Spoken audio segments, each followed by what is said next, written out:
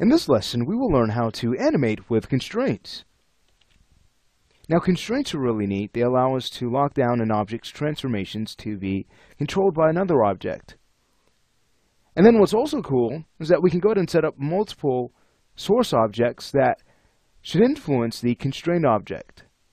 So let's say if we wanted the constrained object to move to object A at a certain point, and then shift over to object B, and then perhaps object C after a certain time. Well, we can do that all with constraints. Now we're going to take a look at an example of this to finish out this lesson. You'll notice that we have the second platform that's animated, and it starts to kind of fly off after it rotates. Now what we'll do is work with a certain constraint that will allow us to control an object's position and rotation to make sure that it will follow our platform. Let's say we go ahead and get to it. We'll go ahead and show our control objects. We'll then grab Anim Transport, and we'll bring it over to the second platform. Once we've done that, we're then ready to constrain the tank. We would first grab the object that should control it. This is known as the source object. And then we would shift select the object that we would like to constrain, or the target object.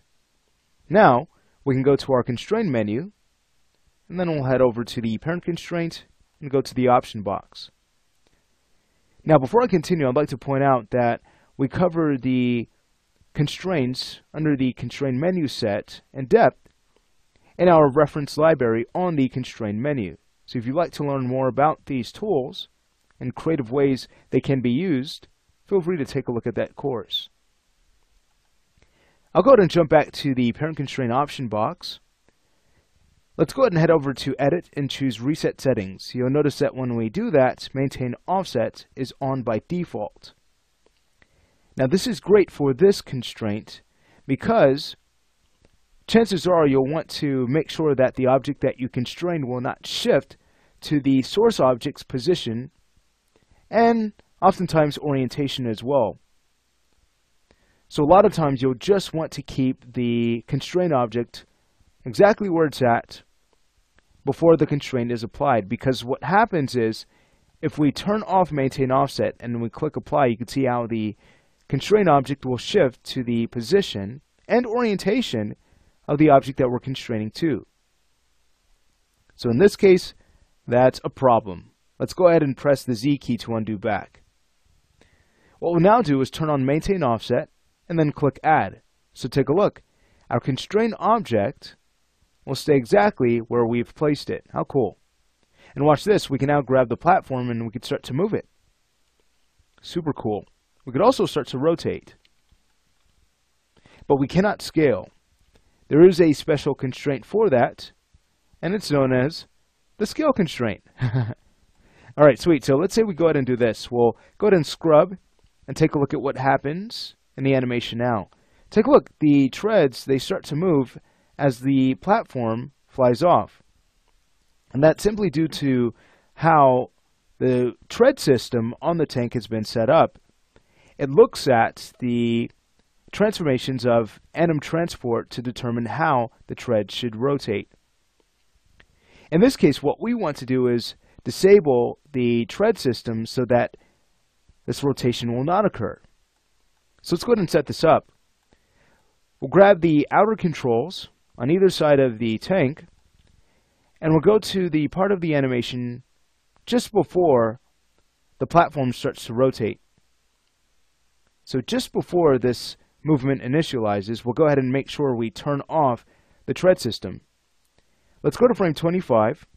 We'll go to our active parameter. We'll right click and choose key selected. Now let's go to frame 26, and let's go ahead and set this to off. Fantastic. So you'll now notice that the treads will not rotate as the platform flies away. Nice. Now what we need to do is make sure that our tank will drive over to this second platform. So let's go ahead and do this. We'll go ahead and grab Anim Transport. And again on frame 25, let's go ahead and press the S key so we can save keyframes on our keyboard channels. And when we do, take a look at what happens. We actually create a brand new attribute known as blend parent. So this is a blending system that allows us to blend between hand-keyed animation and our constraints control. So it's really neat. Now what we'll do is make sure that the blend parent is set to a weight of 1 on frame 25, because watch this, with it set to 0, there's no control. It's off right now. So on frame 25, let's go ahead and set the blend parent to 1, and we'll right click and choose key selected. Now let's say we move to frame 1 and we'll set the blend parent to 0. We'll also set the translate Z of this control to 0 as well. So watch what happens now. The tank is going to drive over to the second platform, and then it will be taken away. How cool! So we've managed to finish out this scene in just a few steps by working with the very robust parent constraint in Maya. Again, if you'd like to learn more about constraints, I'd highly recommend you have a look at our reference library on the constraint menu.